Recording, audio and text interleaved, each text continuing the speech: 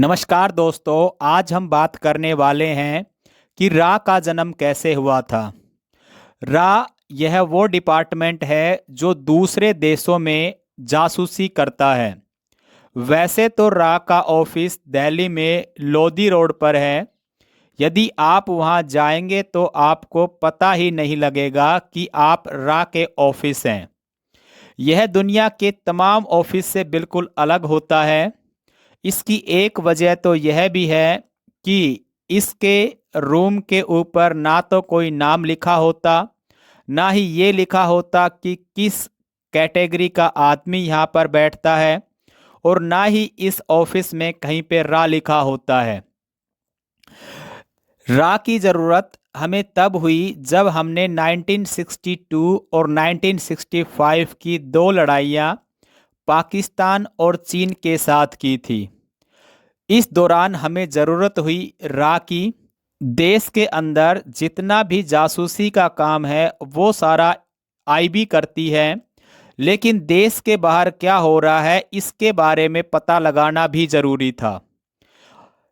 Prime minister Indira Gandhi चाहती थी कि सीआईए या मसूद जैसे एक एजेंसी क्रिएट की जाए जो दूसरे देशों में जाकर इंफॉर्मेशन कलेक्ट करे कि दूसरे देश क्या प्लान कर रहे हैं, उनके क्या इंटेंशंस हैं। इसलिए रा की जो फॉर्मेशन की वो प्राइम मिनिस्टर इंदिरा गांधी ने की थी, और सबसे पहले जो अप्रूवल मिला वो इसको इंदिरा गांधी के टाइम में ही मिला था।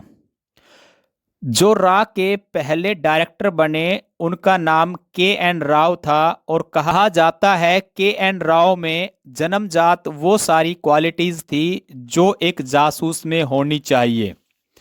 अब जब इसकी फॉर्मेशन कर दी गई तो रा को मेनली दो ही कंट्री टारगेट करने थे, एक पाकिस्तान और दूसरा चाइना, क्योंकि हम दोनों से जंग कर चुके थे और वो दोनों कंट्री इंडिया के खिलाफ किस तरह की साजिश कर रहे हैं, किस तरह वो प्लान कर रहे हैं। क्योंकि इंडिया और चाइना, इंडिया और पाकिस्तान के रिश्ते ऑलरेडी खराब हो चुके थे। रा ने सबसे पहले सक्सेस हासिल की 1974 में, जब पोखरण में परमाणु परीक्षण किया गया। उस दौरान पूरे का पूरा मिशन सीक्रेट था और इस सीक्रेसी को मेंटेन करने का काम रा को दिया था, और रा ने इस सीक्रेसी को मेंटेन भी किया। जैसे ही 1974 में इंडिया ने न्यूक्लियर टेस्ट किया तो अचानक पाकिस्तान में हथियारों की होड़ शुरू हो गई। पाकिस्तान अलग अलग कंट्री से हथियार खरीदने लगा, क्योंकि इंडिया के पास कहीं ना कहीं न्यूक्लियर पावर आ जाने की वजह से पाकिस्तान को खतरा होने लग गया था। अब अप्रोक्सीमेटली 6 साल हो गए थे रा का जन्म हुए। रा का एक बहुत अच्छा नेटवर्क पाकिस्तान और चाइना में बन चुका था। रा की टीम पूरी तरह से जासूसी करने में सक्सेस रहती थी, और यहाँ वहाँ से जो भी इंफॉर्मेशन होती थी चाइना की और पाकिस्तान की वो इंडिया भेजी जाती थी। जब रा एजेंट पाकिस्तान में काम कर रहे थे तो किसी एक रा एजेंट ने ये बात इंडिया भेजी कि पाकिस्तान न्यूक्लियर टेस्ट करने की तैयारी कर रहा है, और उसमें यह भी कहा गया कि हो सकता है ये खबर गलत हो। जो उस टाइम के रा के डायरेक्टर थे के.एन. राव, उन्होंने कहा कि इसके पुख्ता प्रमाण इकट्ठे करो। उसके बाद थोड़ी सी खबर मिली कि इसका जो रिसर्च सेंटर बनाया गया है वो रावलपिंडी के पास कहूता जगह है, वहाँ पे बनाया गया है। और जो रिसर्च सेंटर है उस रिसर्च सेंटर का नाम खान रिसर्च लेबोरेटरी है, जहाँ पे पाकिस्तान अपना परमाणु बम बनाने की कोशिश कर रहा है। परंतु अब तक ये जो इन्फॉर्मेशन थी ये केवल एक अफवाह के तौर पर ली गई थी। ये कितनी सच है कितनी झूठ इस बारे में नहीं पता था।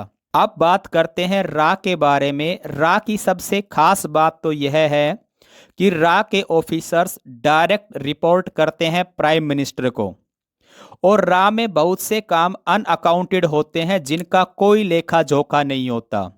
जैसे कि किसी रा एजेंट ने किसी से इंफॉर्मेशन लेनी है तो उसके लिए जो पैसे दिए जाएंगे वो पैसे प्राइम मिनिस्टर अरेंज करेगा।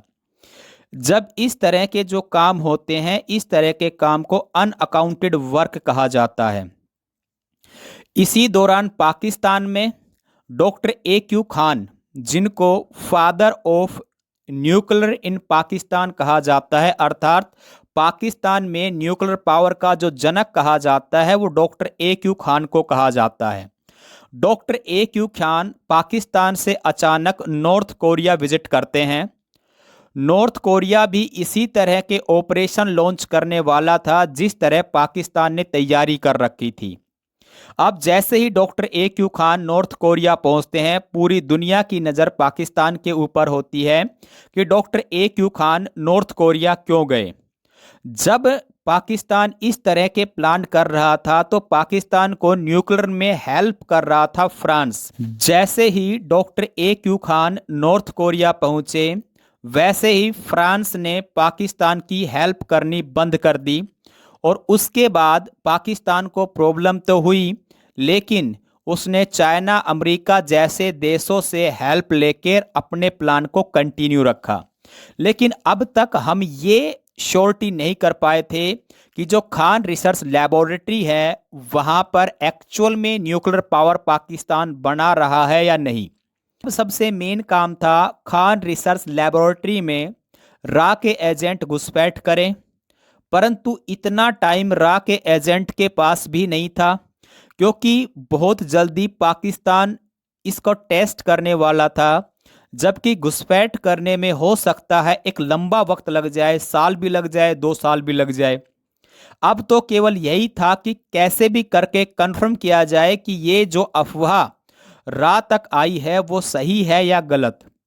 परंतु इसी दौरान इंडिया में पॉलिटिकली सब कुछ चेंज हो चुका था। 1975 में इंडिया में इमरजेंसी लग चुकी थी। 1977 के जब इलेक्शन हुए तो उस टाइम इंदिरा गांधी हार चुकी थी और इंडिया में एक नए पीएम आए थे जिनका नाम मोरारजी देसाई था। मोरारजी देसाई पूर्ण रूप से गांधीवादी विचारों से प्रभावित थे। मोरारजी देसाई के पीएम बनने के बाद सब कुछ उनके हाथ में आना ही था, तो जाहिर सी बात है कि रा के बारे में भी मोरारजी देसाई को पता चला। जब मोरारजी देसाई ने पता किया कि रा क्या है, तो मोरारजी देसाई को बताया गया कि हम दूसरे देशों में देखते हैं कि दूसरे देश किस तरह का प्लान कर रहे हैं, वो हमारे खिलाफ तो कुछ प्लान नहीं कर रहे हैं। तो मोरारजी देसाई ने बिल्कुल मना कर दिया कि इस तरह की जो एजेंसीज है उसकी हमें कोई रिक्वायरमेंट नहीं है। कौन सा देश क्या कर रहा है हमें उस चीज़ से कुछ लेना देना नहीं है। और जैसे ही मोरारजी देसाई पीएम बने, उन्होंने रा का बजट 30 to 40% कम कर दिया। जैसे ही मोरारजी देसाई ने रा का बजट कम किया, वैसे ही के एन राव ने, जो रा के डायरेक्टर थे, उन्होंने अपना रेजिग्नेशन दे दिया। परंतु पाकिस्तान में हमारा नेटवर्क बहुत ज़बरदस्त बन चुका था। रा के एजेंट पाकिस्तान में फिर भी काम कर रहे थे, लेकिन ज़रूरत थी तो एक पुख्ता सबूत इकट्ठा करने की कि खान रिसर्च लैबोरेटरी में न्यूक्लियर टेस्ट चल रहा है या नहीं। अब इसके लिए खान रिसर्च लैबोरेटरी में ना तो घुसपैठ कर सकते थे और ना ही किसी साइंटिस्ट से कांटेक्ट हो पाया। तभी हमारे देश के एक रा एजेंट ने अपना दिमाग लगाया और खान रिसर्च लैबोरेटरी के सामने एक सैलून था, नाई की दुकान, वहाँ पर वो जाते और उन्होंने देखा कि जो भी लोग खान रिसर्च लैबोरेटरी में काम करते हैं वो सब वहाँ पर हेयर कट लेते थे। तो उस एजेंट ने उन सब के हेयर के सैंपल लेने स्टार्ट कर दिए। जब ये प्रोसेस काफ़ी दिन तक चला तो एक दिन जो एक साइंटिस्ट था उसके भी सैंपल लिए गए। उन सैंपल को, हेयर के जो सैंपल थे, उनको इंडिया भेजा गया और इंडिया भेजने के बाद इंडिया की जब लैब में रिसर्च किया गया तो पता लगा कि उन साइंटिस्ट के जो हेयर हैं उनमें रेडिएशन की मात्रा पाई गई है। रेडिएशन की मात्रा हेयर में तभी मिलती है जब कोई न्यूक्लियर का काम करता है।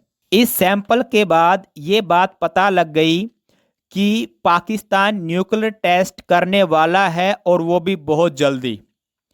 अब मेन टारगेट था कि पाकिस्तान को न्यूक्लियर टेस्ट करने से रोकना।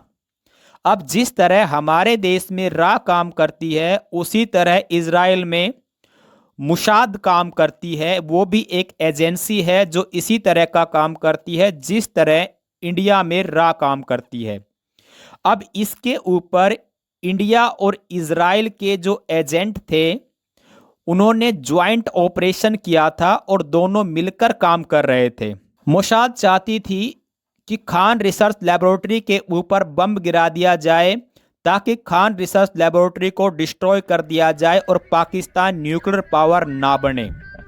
अब उसको सबसे मेन जो प्रॉब्लम थी इजराइल को, कि इजराइल के जब प्लेन टेक ऑफ करेंगे इजराइल से तो पाकिस्तान वो डायरेक्ट नहीं आ सकते थे, उनको बीच में रिफ्यूलिंग की ज़रूरत पड़ती थी।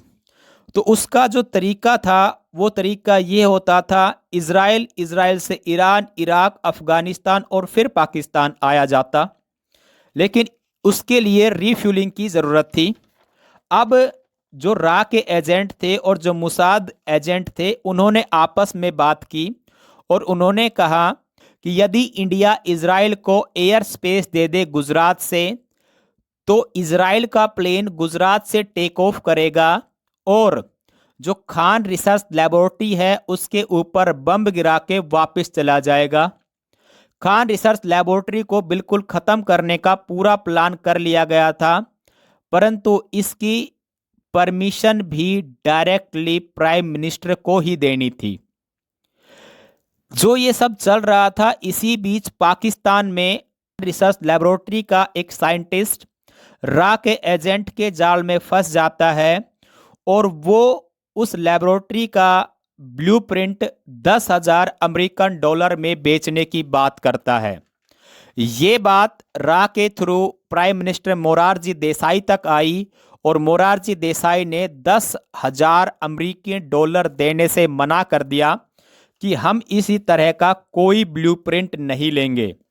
इसके बाद दूसरी परमिशन मांगी गई प्राइम मिनिस्टर मोरारजी देसाई से कि यदि हम गुजरात से इजराइल के प्लेन को टेक ऑफ करने की परमिशन दे देते हैं तो इजराइल का प्लेन खान रिसर्च लेबोरेटरी के ऊपर बम गिराएगा और इस तरह जो उनका न्यूक्लियर पावर स्टेशन जो है ख़त्म हो जाएगा। परंतु इसके लिए भी मोरारजी देसाई ने मना कर दिया। अब जो गलती मोरारजी देसाई ने की, इतनी बड़ी गलती आज तक दुनिया के किसी भी प्राइम मिनिस्टर ने नहीं की है और शायद ना ही कोई करेगा। पहली गलती, खान रिसर्च लेबोरेटरी का जो ब्लूप्रिंट मिल रहा था उसको लेने से इनकार कर दिया। दूसरी गलती, जो इजराइल को एयर स्पेस देना था उसके लिए इनकार कर दिया। और जो तीसरी गलती थी उसके बारे में बात करते हैं। इसी दौरान क्या हुआ कि पाकिस्तान में तख्ता पलट हो गया और जब तख्ता पलट हुआ तो जुल्फिकार अली भुट्टो की जगह जियाउल उल हक जनरल जो थे वो शासक बन गए पाकिस्तान के। जियाउल उल हक ने तख्ता पलट किया तो दुनिया के कुछ देशों में बात किया करते थे ताकि कुछ देश जियाउल उल हक को सपोर्ट कर दे और वो देश कहें कि जियाउल उल हक डिक्टेटर नहीं है। उनमें से एक थे मोरारजी देसाई। एक दिन मोरारजी देसाई और जियाउल उल हक की बात हो रही थी। इसी दौरान मोरारजी देसाई ने जियाउल उल हक को कहा कि हमें पता है आप काउटा में खान रिसर्च लेबोरेटरी में न्यूक्लियर टेस्ट करने की तैयारी कर रहे हैं, इसकी हमारे पास पूरी जानकारी है। यहाँ पर गलती हुई मोरारजी देसाई ने कि मोरारजी देसाई ने जनरल जियाउल उल हक पर भरोसा किया। जैसे ही ये बात जियाउल उल हक को पता लगी, जियाउल उल हक के पैरों के नीचे से जमीन खिसक गई, क्योंकि जियाउल उल हक सोचता था कि दुनिया में किसी को नहीं पता कि पाकिस्तान न्यूक्लियर टेस्ट करने वाला है और ये बात इंडिया के प्राइम मिनिस्टर को पता है। जियाउल उल हक ने पूरी ताकत लगा दी उन सब एजेंट्स को पकड़ने की जो एजेंट्स इंडिया में इंफॉर्मेशन भेज रहे थे। रा का जो बहुत अच्छा नेटवर्क वहां पे बना था वो सारा जियाउल उल हक ने डिस्ट्रॉय कर दिया। रा के एजेंट को पकड़ा गया, उनको मार दिया गया। जो रा के एजेंट थे उनको भी पकड़ा गया, उनको भी मार दिया गया। ये सबसे बड़ी गलती की मोरारजी देसाई ने।